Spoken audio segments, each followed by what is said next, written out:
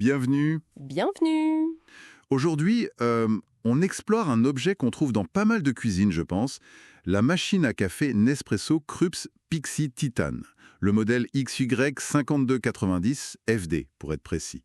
Oui, et pour cette analyse, on a une source unique, sa page produit sur Amazon.fr. On se base sur ce qu'on y voit virtuellement, aujourd'hui le 26 juillet 2025. Voilà, on va essayer de creuser ce que cette page nous dit vraiment.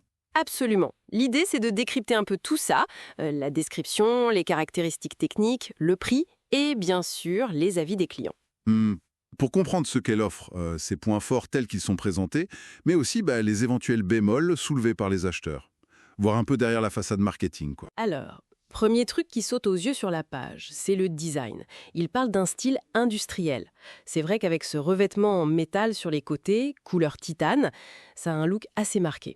Ouais, c'est assez spécifique. Et surtout, elle est vraiment compacte, à peine plus de 11 cm de large. Ça, c'est clair, c'est fait pour les petites cuisines, pour pas envahir le plan de travail. Elle fait 23,5 cm de profondeur, un peu moins de 33 cm de haut, et 2,5 kg. Légère donc. C'est ça.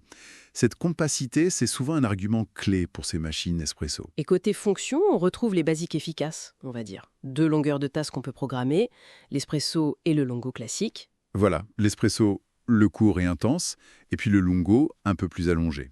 La page met aussi en avant le système de chauffe rapide. Ça, c'est pratique le matin. Et la pompe haute pression, 19 bars. Justement, fait 19 bars. Est-ce que c'est vraiment important? On voit ce chiffre partout. C'est la pression que beaucoup considèrent comme optimale pour une machine expresso à la maison.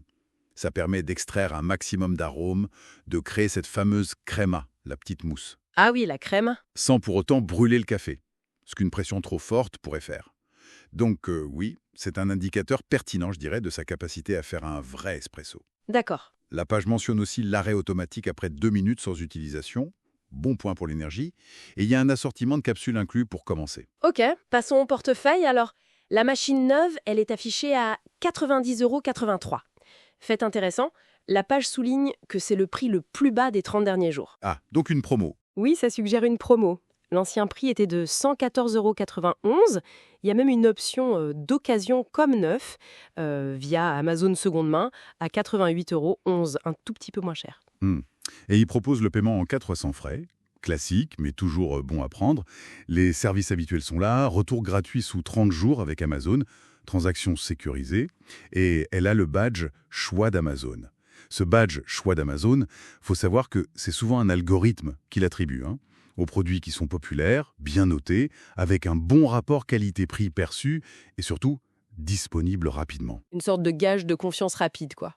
C'est un peu ça, oui. Et ça colle plutôt bien avec la note moyenne, 4,5 étoiles sur 5 sur 236 évaluations. C'est assez solide comme note.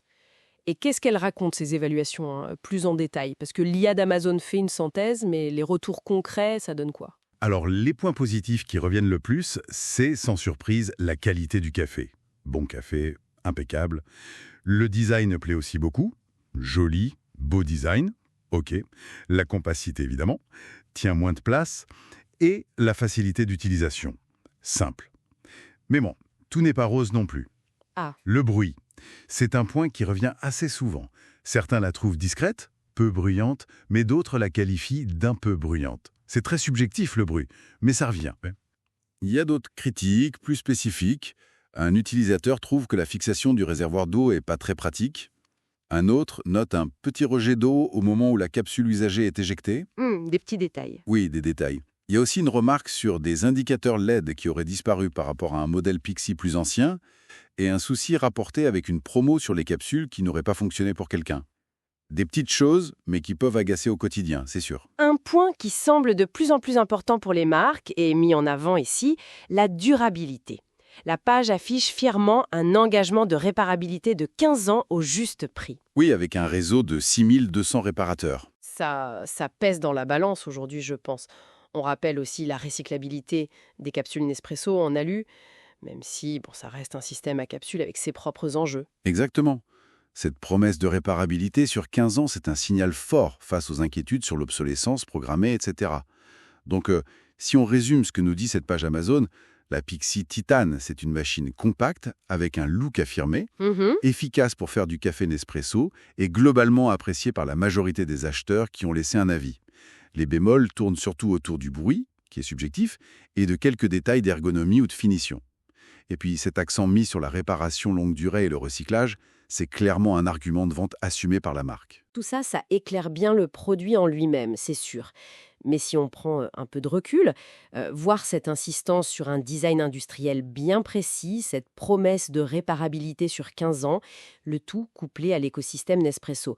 Qu'est-ce que le choix d'une telle machine, finalement, au-delà de la simple tasse de café, pourrait nous dire sur ce que les consommateurs recherchent aujourd'hui? Bonne question. On cherche peut-être cet équilibre, un peu complexe parfois, entre une esthétique qui nous parle, une praticité au quotidien, une certaine fidélité à une marque ou un système, et puis cette conscience environnementale qui demande des gages, comme la réparabilité.